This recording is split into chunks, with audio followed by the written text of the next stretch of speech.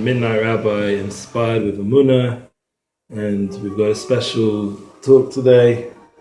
It's early morning in the Holy Land.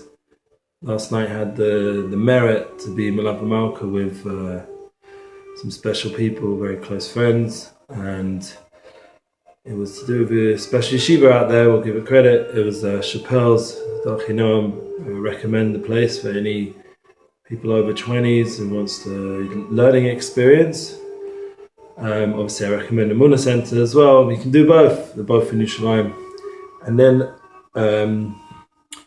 we have the opportunity with a special guest, a friend of mine from a few years, and Alex Clare. I haven't seen him since his wedding, and it's amazing to see the growth. And he's sitting in yeshiva when he's a musician in the music business, and it's an amazing light of Emunah to us all, that he's dedicating himself to spirituality and Torah, and while he's also a musician, and not only doing that, which is something which many people could learn from. I think that you can be in the music world, and you can also be Tam Chochem, a spiritual person, and refuel your batteries to inspire people with a good, true light, because that's what he did last night. It's beautiful. Chaim. Okay, so we're heading towards Shabbos Shirah. Shabbos Shirah. Parshas B'Shalach. We went out of Mitzrayim. We went out of our restrictions, our limitations, out of all the pain and sorrow that we were going through, the shibud. We were bound up. I woke up this Shabbos morning, I felt like bound up. I was like, no, it's Shabbos, freedom, chayros. Even though Mel Gibson was an anti-Semite, it seems, but one thing he screamed out, freedom! We have to have freedom. And I know what he meant in that film, but we have chayros, true freedom. And that means freedom from our Yetzer Hara, from our inclination to do negative. And that inclination to do good brings us to godly midas that are from Hashem, like to be kind and to have mercy. And we're learning the Tanya on Shabbos, this idea of breish ponim, being able to have shame. So shame is a godly midah as well, but for some reason Tanya doesn't mention it a few times. So I had my own thoughts about it, and one of them is Azus to Kedusha, and this is a very powerful idea that we see in this week's Parsha. This chutzpah, this strength, but from a panemius, from the inner sense, the inner Torah, the inner level of who we are as a people.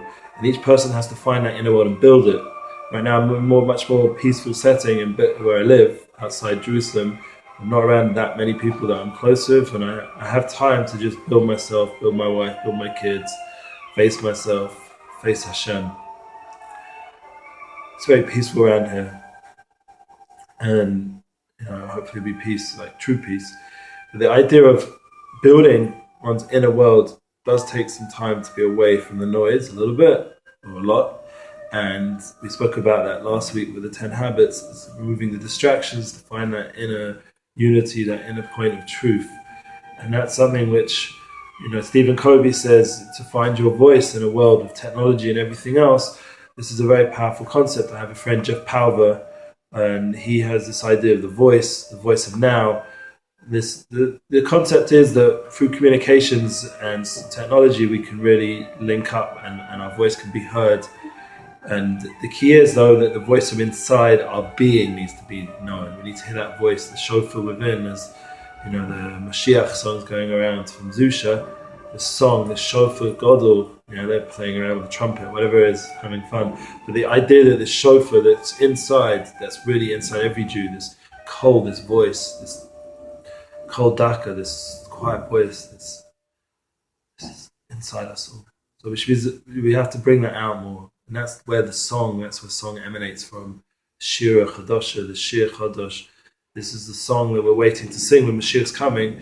And in this week's parsha, it says Lavech Kodshecha, and it says Ozcha. It says the word in the Kriyas Yamsuf. So the Mefarshim said when we went through the Yamsuf split, and we went through, and we're trying to get Panasa, we're trying to survive, we're trying to build a dwelling place for godliness in the world with the Mishkan. We're trying to make this place a holy place. So how are we going to do that if inside us, it's a cool song. And then this is from Summer 2. I went to the show. I think I put the videos, some of them up. And so this idea, this song from within has to come out more and more in our life. And this is something which, this song, we took the chutzpah, the azis, the strength from our enemies. At that time it was the Egyptians, the Mitzrayim, wanted to crush us. And we went through into the Yam Suf, we took it out so we could be the Jewish people. And we're called stiff-necked people, stiff-necked. But it doesn't mean stiff-necked, like restricted and limited. It means stiff-necked, means akshanas, it means the strength to do what you need to do no matter what. And that's a very important part with expression of Emunah, that you have the Yesod is Emunah, the foundation is Emunah, and it comes out this strength. This week's Parsha is Netzach, this week's Moshe Rabbeinu, Shem, Moshe Avdo. The Emunah is in this week's Parsha. Emunah in Hashem, have Emunah in Hashem and God, and his Eved, Moshe. Moshe is Hashem. Hashem, he brings out the light of Hashem in a human form. He's not God, Chas Shalom, like these other religions make their prophets into. He is the Novi of all the Nevi'im that was Mizgaleh, this light of Hashem, the name of Hashem, Yud Kei Vav Kei, this ishtaushalis, this expression of godliness, and how a Jew, how a person can be davik to Hashem, and all his midas and his nevuah, his prophecy becomes a kli of spirituality. And that's Emunah Hashem by Moshe Avdoi. The Jewish people reach that level of true Emunah in Hashem and his servant Moshe, and that's a very powerful thing.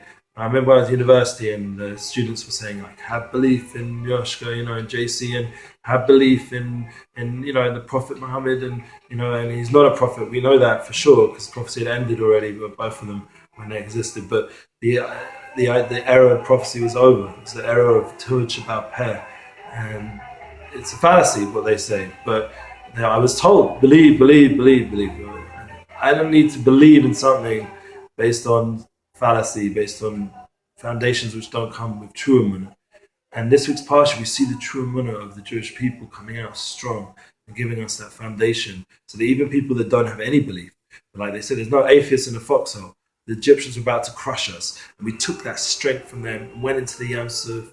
We went into our life, into all our struggles, and we broke through. And we saw not only where we were successful that the Yam Suf split, but now we saw that every single pounding on their heads of the waters and the rocks and the mud and the fire and the cloud and the whole matter with the horses and the craziness that was going on in that scene, and that powerful moment. We saw our enemies, the one who'd hit us, the one who'd crushed us, the enemy inside being crushed, being exactly what he was trying to do to us, back to it. And that enemy within that's trying to make us crazy every day, we saw it being controlled and put in its place. And it was like a counter-commerce Hashem. It was a true revenge. On a spiritual level, we saw, each person saw his enemy that was used to hold him back from doing what he had to do, saw him be crushed. And that was a very big nechama, a very big comfort for the Jewish people, to the point where we sang forth. The angels couldn't even sing. Only us could sing because we'd seen these people hurt us and crush us and take away our freedom, and now we were free. And it comes out, good timing. There's a song going around, Martin Luther King. It was about freedom from racial discrimination. Now, this idea that the Jewish people are bringing out in the world is not just freedom from other people, but it's freedom from the enemy within, and that is true freedom. That's Cheres Olam, and that's what we sang, and that's what we go through these weeks now with the challenges of bringing down that panasa, that man, and building that dwelling place for Hashem. And that's the key with Shovavim, Shuvubonim, Shavovim, and we're in the last parts now of of Shavovim, of this idea, this base Yud Mem, and we're in the climax of building our Emunah with Moshe and Hashem revealing the true Nakama, the true revelation that we are a people of godliness, and we don't have to be withheld by our desires and our craziness and our fantasies. We're actually free. We're able to breathe, our mind's able to think, our heart's able to feel, we're able to care and give. And this is a beautiful from the mind to the heart, to the actions, to the thoughts, to the mouth, how we speak and our actions. This is what a Jew, ultimately all comes from Emunah, which is the highest, the crown of a person, the Kesser Shem Tov, that the Baal Shem Tov brought down, and that we read Biyad Ramah. With the Biyad Ramah, we went out of Egypt. With the Ramah says breish Gileh. This is with the Torahs of the Rabbi Shimon Bar Yochai and the Torahs of the Rav Shlomo Ben Yitzchaki and all the tzaddikim, Rav Shimon Bar Yochai. This is breish Gileh. With the breish Gileh, we went out. We went out with the strength of panemius, of inner level Torah, and it goes all the way through to the tzaddikim, like Rabbi Nachman and other tzaddikim in this generation, like the Baal and other tzaddikim, all the tzaddikim in all the different groups where you say all their names. But the point is, the schus from young and lane, that they should all be a schus vas, to believe in Hashem and Moshe Avdo, and to sing with our life, and to bring out that song of inner Torah, the inner spirituality, so we could dance and sing the final song, Mashiach Sakeinu B'Mehei V'Meinu Amen.